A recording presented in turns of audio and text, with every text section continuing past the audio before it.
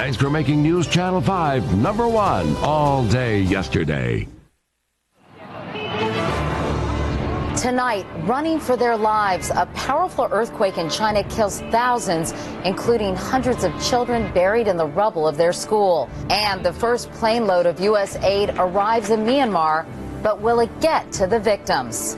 I'm Katie Couric. Also tonight, deadly weather here at home. Oh my God. Tornadoes sweep across the South and Midwest, leaving more than 20 people dead. A CBS News exclusive. A prominent doctor says don't rule out a possible link between childhood vaccines and autism. And we begin a cross-country road trip to show you how Americans are dealing with the soaring price of gasoline.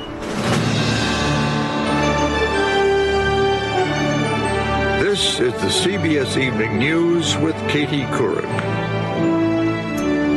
Good evening, everyone. Tonight, a host of deadly natural disasters around the world, an earthquake in China, that cyclone in Myanmar, and here at home, tornadoes. First, China, hit today by a magnitude 7.9 quake centered in Sichuan province and felt thousands of miles away. The numbers are astounding. More than 10,000 people have been killed. In one area near the epicenter, 80% of the buildings were destroyed. In another, a chemical plant collapsed, spilling 80 tons of toxic liquid ammonia. Celia Hatton with the latest tonight from Beijing.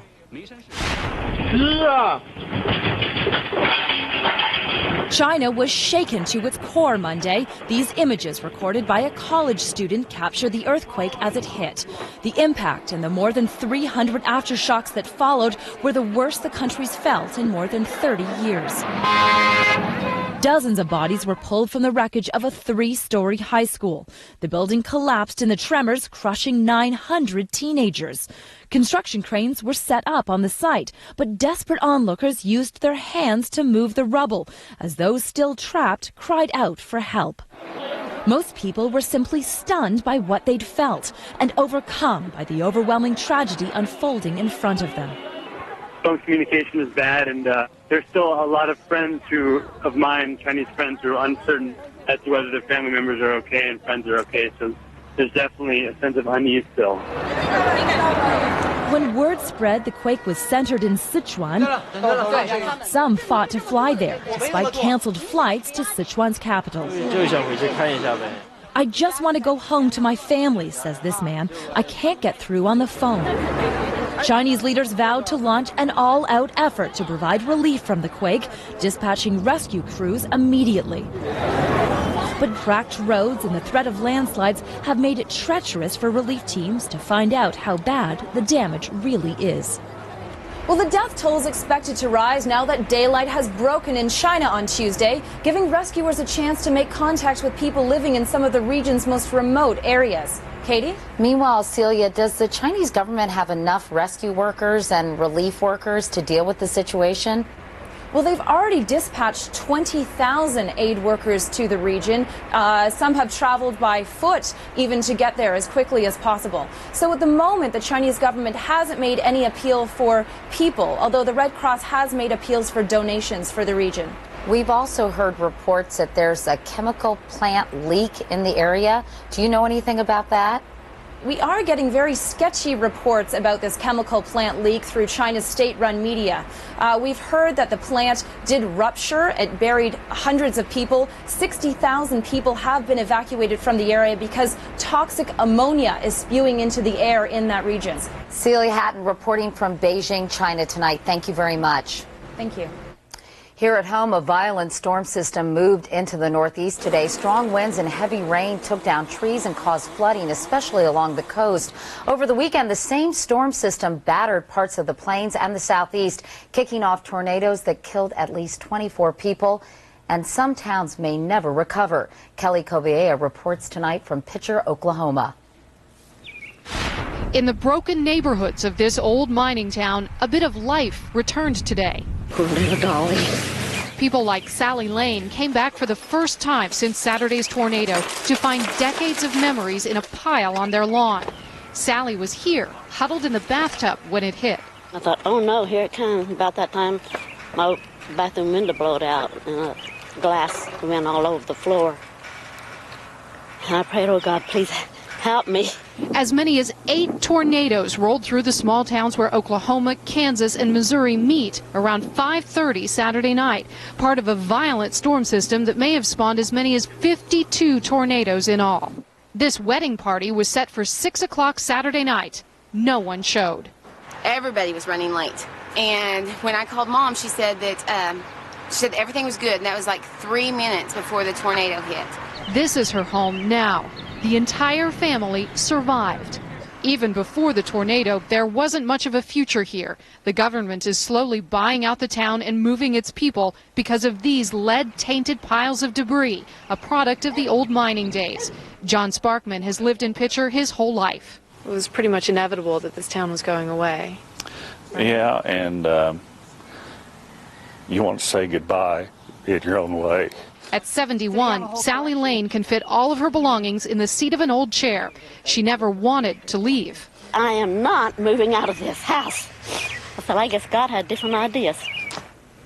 The tornado that destroyed this home was an EF4. That's the second strongest, according to the National Weather Service.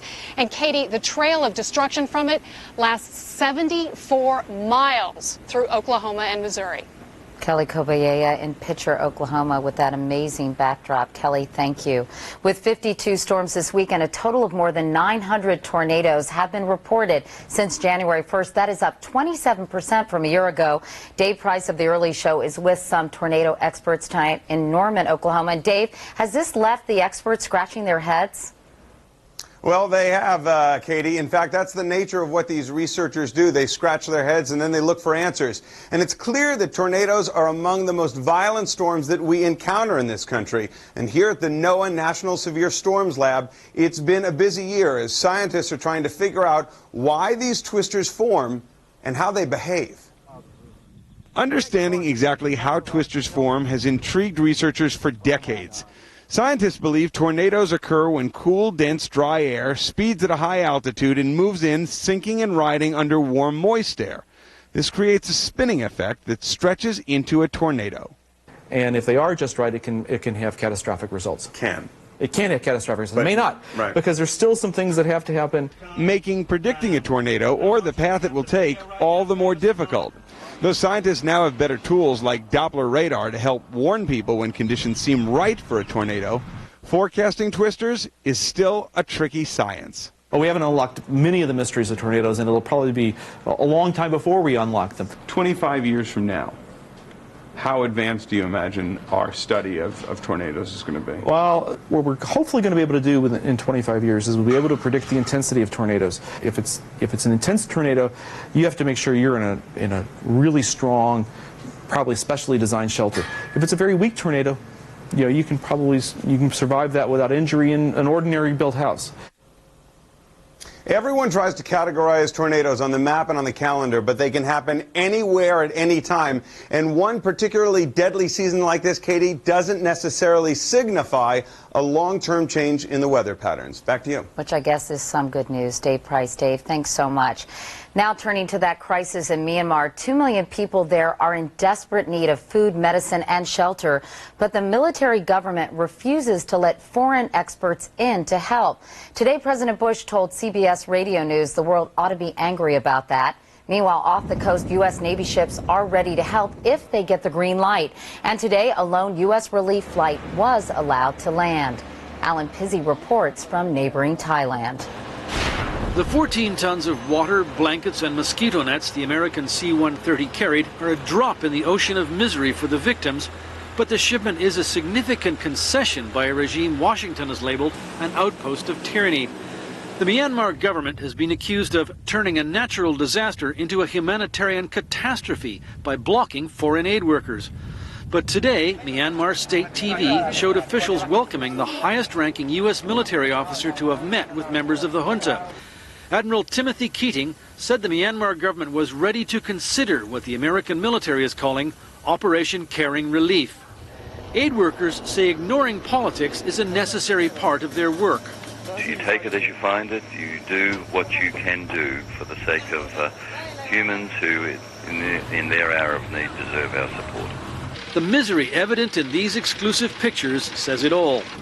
Bodies float in the floodwaters, unnamed and unburied. The living have other concerns. The Irrawaddy Delta was Myanmar's rice bowl and used to feed much of Southeast Asia.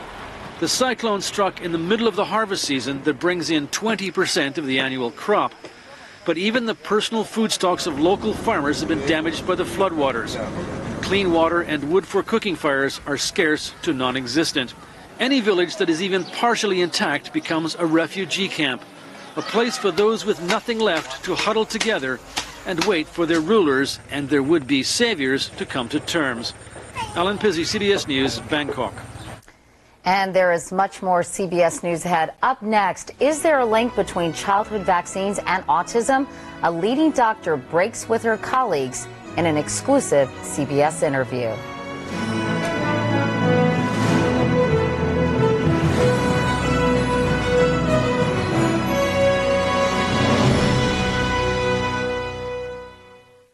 When you're shopping for over-the-counter medications, you should know that CVS Pharmacy store brands are great ways to save money.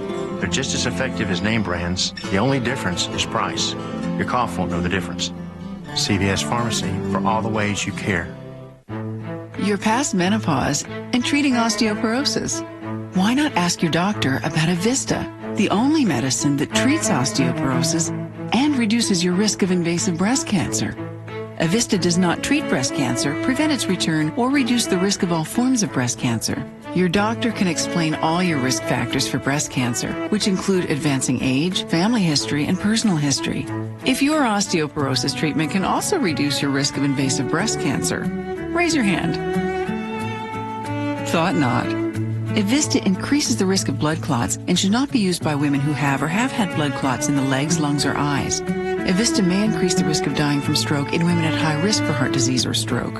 Seek care immediately if you have leg pain or warmth, swelling of the legs, hands, or feet, chest pain, shortness of breath, or a sudden vision change. Do not use Evista if you're pregnant, nursing, or may become pregnant, as it may cause fetal harm. Women with liver or kidney disease should use Evista with caution. Evista should not be taken with estrogens. Side effects may include hot flashes, leg cramps, and swelling. If you want to treat osteoporosis and reduce your risk of invasive breast cancer, ask your doctor about Evista, one medicine that does both. Nasal allergy symptoms like congestion can occur at any time, and it's hard to avoid the things that cause them. Prescription Nasonex helps relieve nasal allergy symptoms, like congestion. Maybe that's why 6 million nasal allergy sufferers used Nasonex last year. Side effects were generally mild and included headache, viral infection, sore throat, nosebleeds, and coughing. For more information, talk to your doctor and ask if Nasonex is the one for you. Impressive, huh? Now you can drive a car that has heated leather seats, dual-zone climate control, and more power than before, while still keeping Mother Earth in mind. Introducing the newly redesigned 2009 Hyundai Sonata. Luxury, fuel economy, and low emissions in perfect harmony. Right now, get a great deal on an 09 Sonata with greater space, power, and fuel efficiency than the Toyota Camry for $3,700 less.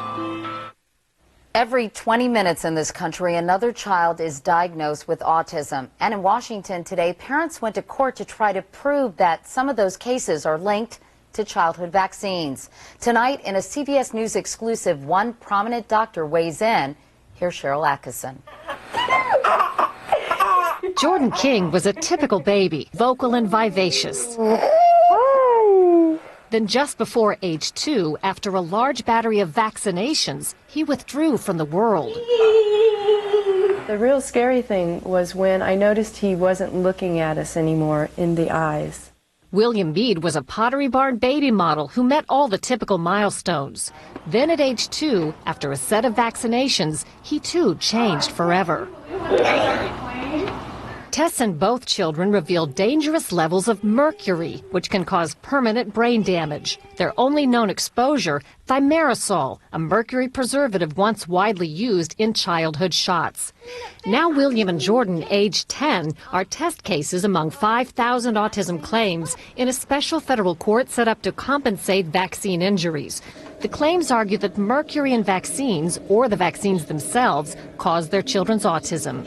Government officials and many scientists insist there's no way vaccines can lead to autism. I think it's important for the average parent to know that the government hasn't made a link between vaccines and autism. But now a powerful medical voice is breaking ranks with her colleagues. I think that the public health officials have been too quick to dismiss the hypothesis as irrational. Dr. Bernadine Healy is the former head of the National Institutes of Health.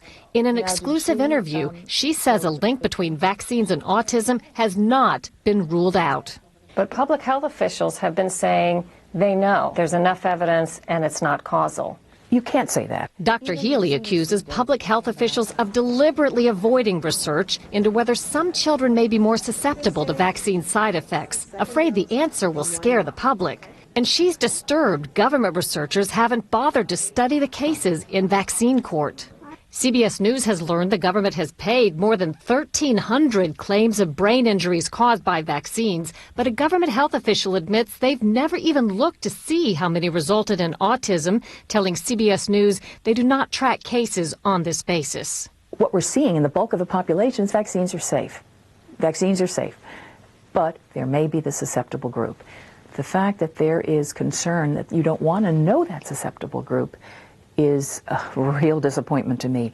If you know that susceptible group, you can save those children. Government officials would not respond directly to Dr. Healy's views. She, like the parents of Jordan and William, support vaccines, but believe the government should be working harder to make them safer. Cheryl Atkinson, CBS News, Washington.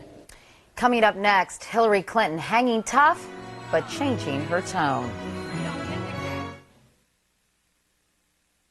Hi, Enterprise. I'm at the repair shop, and I need to rent a car. At Enterprise, we'll arrange to pick you up free and get you on your way. Nice save, Mom. Pick Enterprise. We'll pick you up.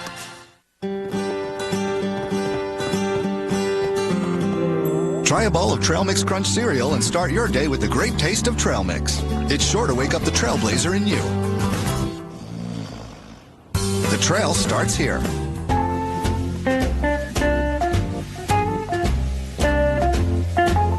Introducing new Fix-It Comfort with a soothing essence of natural chamomile. Helps prevent denture irritation while maintaining long, strong hold. Try new Fix-It Comfort. What's your equation for keeping healthy? I'm a bike riding, smoothie sipping, need to stay strong one-a-day woman. One-A-Day Women's, the only complete multivitamin with more vitamin D and calcium for breast and bone health. It fits my equation better. Imagine a place that brings you pleasure. A place that comforts you like nothing else. And what if you could go there tonight and every night? Welcome to Tempur-Pedic. It's more than just a bed. It's therapy for your senses. With the simple promise of feeling good all over, we invite you to learn more about our science and experience our soul. Welcome to Tempur-Pedic. Welcome to bed. To prove how quick and effective Pledge Multi-Surface is, we asked this T-ball team to make themselves at home in Jennifer's house. I just cleaned it. Don't! Stop. No worries, Jennifer. Try Pledge Multi-Surface. On all this stuff? Hey, pretty good. Really good. This works great. Fast, too. Clean more, faster. That's the beauty of Pledge Multi-Surface. Pledge Multi-Surface Duster is now fluffy all the way around for an even faster clean. S.C. Johnson, a family company. Next at 6, Governor Bredesen outlines his solution to the state budget shortfall. Find out where hundreds of millions of dollars in cuts will come from. When you call 911, you depend on the operators for help. I really just don't give a shit what happens. Yeah. Tonight, News Channel 5 investigates, uncovers stunning tapes you won't believe. And exclusive details on a sexual assault inside one of the mid-state's largest churches. One system continues to move off to the east, but yet another one headed in our direction. Looks as if it will be bringing us some rain. The latest on that at 6. Now to politics. In the battle for the Democratic nomination, Barack Obama picked up 4 more superdelegates today to add to his growing lead. But Jim Axelrod reports Hillary Clinton is making it a fight to the finish, campaigning hard for tomorrow's West Virginia primary. It's in every greeting to every supporter. Well, we're going to keep going. We need a good vote tomorrow now. Hillary Clinton isn't even hinting at dropping out anytime soon. Now it's on to West Virginia and Kentucky and Oregon. She's already running ads in the next 2 states to hold primaries. Oregon knows that with bold ideas, there's no challenge we can't meet. But on the stump, her tone has shifted, sticking to bland and safe parts of her stump speech. So I'm here today because I know what's really going to matter tomorrow. And going nowhere near attacks on Barack Obama. Certainly nothing divisive. Nothing about she being more attractive to white voters than he is. I think if, she ends this race on a positive note, it's much more likely to be remembered as a positive chapter. Obama knows the polls point to a huge win for Clinton here tomorrow. I understand that many more here in West Virginia will probably support Senator Clinton. This is true. But he isn't bothered because it won't change his status as likely Democratic nominee. So he's now focusing on issues likely to be raised in the general election, like questions about his patriotism. My grandfather, Stanley Dunham, enlisted after Pearl Harbor and went on to march in Patton's army. While Clinton plans to be here in West Virginia tomorrow night to claim victory, Obama will actually be in Missouri, sure to be a general election battleground. He's trying to signal that he's moving on. Katie. All right, Jim Axelrod. Jim, thanks very much. Still ahead, hitching a ride to beat soaring gas prices. A special cross-country road trip next. Sometimes life can be, well, a little uncomfortable. But when it's hard or hurts to go to the bathroom, there's Dulcolax Stool Softener. Dulcolax Stool Softener doesn't make you go, it just makes it easier to go. Dulcolax Stool Softener. Make yourself comfortable. When you're shopping for over-the-counter medication, you should know that CVS Pharmacy store brands are a great way to save money. They're just as effective as name brands. The only difference is price. So talk with your CVS pharmacist to learn more. CVS Pharmacy, for all the ways you care. There were days my muscles were so sore from my fibromyalgia pain, I ached all over. It was hard just doing the little things that I loved. Then my doctor told me about prescription Lyrica. It's not an antidepressant. It's the first and only FDA-approved treatment that can help relieve my fibromyalgia pain. Lyrica helps me accomplish my daily activities and helps me feel better. So now I can start to think of something other than my pain. Lyrica's not for everyone. Tell your doctor right away about any serious allergic reaction that causes swelling or affects breathing or skin or changes in eyesight, including blurry vision or muscle pain with fever or tired feeling. Some of the most common side effects of Lyrica are dizziness, sleepiness, weight gain, and swelling of hands and feet. Do not drink alcohol while taking Lyrica. You should not drive or operate machinery until you know how Lyrica affects you. If you have fibromyalgia, ask your doctor if Lyrica's right for you. We had a health concern. Turned out to be nothing, but it got us doing more to protect our health, like taking silver. Centrum Silver age-adjusted multivitamins have key antioxidants that help support natural cell repair. Our health protection starts with Centrum Silver. Vitamin D is a key to calcium absorption, which helps keep bones strong. Caltrate has advanced levels of vitamin D. Keep your bones strong to keep your body strong. Caltrate, the key to strong bones. Nasal allergy symptoms like congestion can occur at any time, and it's hard to avoid the things that cause them. Prescription Nasonex helps relieve nasal allergy symptoms, like congestion. Maybe that's why 6 million nasal allergy sufferers used Nasonex last year. Side effects were generally mild and included headache, viral infection, sore throat, nosebleeds, and coughing. For more information, talk to your doctor and ask if Nasonex is the one for you. News Channel 5 investigates a 911 emergency. What would you do if you desperately needed help and realized the operator you just called doesn't care? We'll have the latest next. Gasoline prices continue to rise. They hit another record high today, $3.72 a gallon. And look at this. In just 6 years, the price has now tripled. This year alone, gas is rising 7 times as fast as the overall inflation rate. With soaring gas prices affecting the entire country, we're beginning a new series, Eye on the Road. 2 correspondents, one in a hybrid Toyota Prius, the other in a Ford Fusion, set out today to cross the country in opposite directions, and they'll meet in Missouri.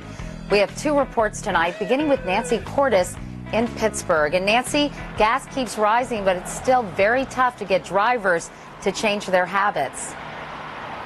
It really is, Katie. People love their cars.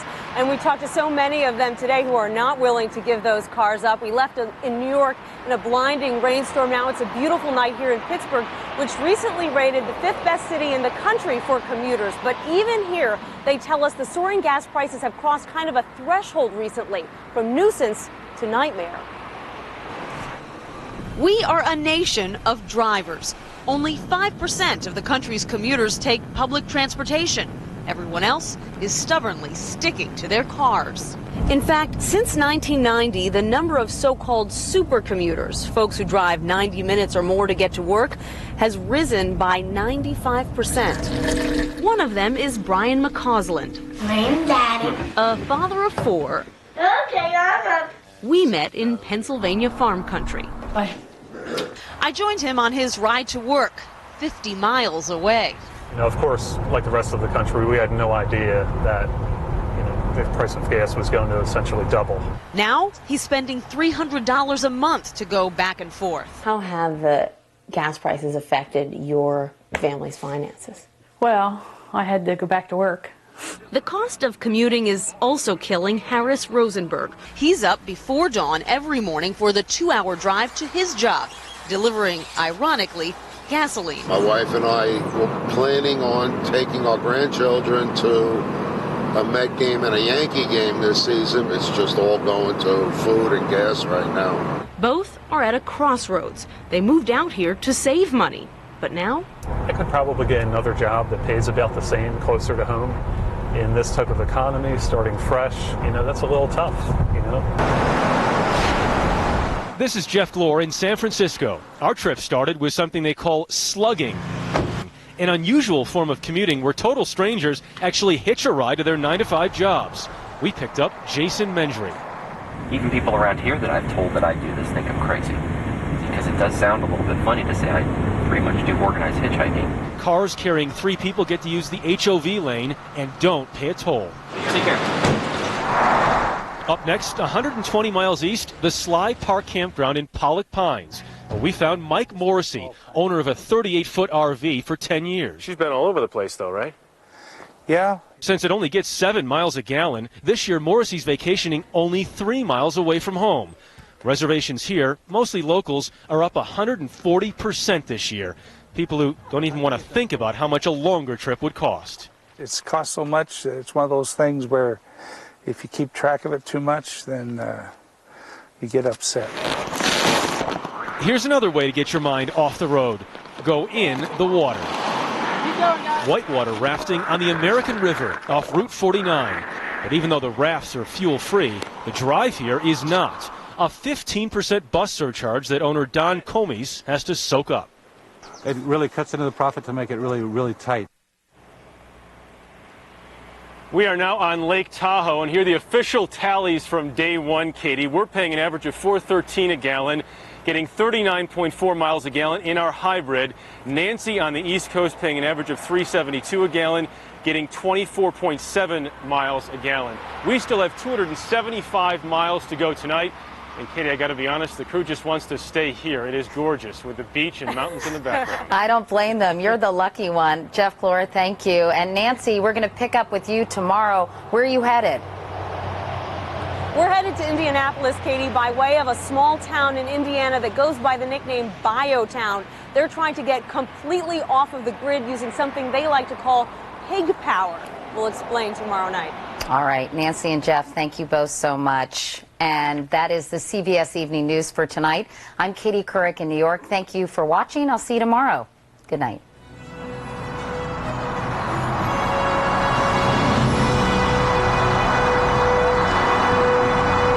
Massive budget cuts now headed to the state of Tennessee. Details on the governor's brand new plan coming up in a live report. You expect to be safe when you go to church, but you won't believe what police say happened to a woman here. I'm scared to leave out my house. I really just don't give a shit what happens. It's 911 like you've never heard it. News Channel 5 investigates. The news is now. From your news and information leader, Tennessee's first and only local news in high definition. This is News Channel 5 at 6. Good evening, everyone. Governor Bredesen unveiled massive budget cuts today at the state capitol. We're talking $468 million. On News Channel 5, Scott Arnold is live at the Capitol. Scott, just how detailed was his speech tonight? Rory, not too detailed. We're going to get the nitty-gritty of those economic details tomorrow in a special meeting. I'll have more on that in just a second. But tonight, his speech was all about telling state lawmakers that Governor Bredesen has a plan to get Tennessee through these tough economic times. Now, but the reality is, Bredesen will have to cut $468 million from the budget, and there will be some painful cuts. The governor tonight saying that he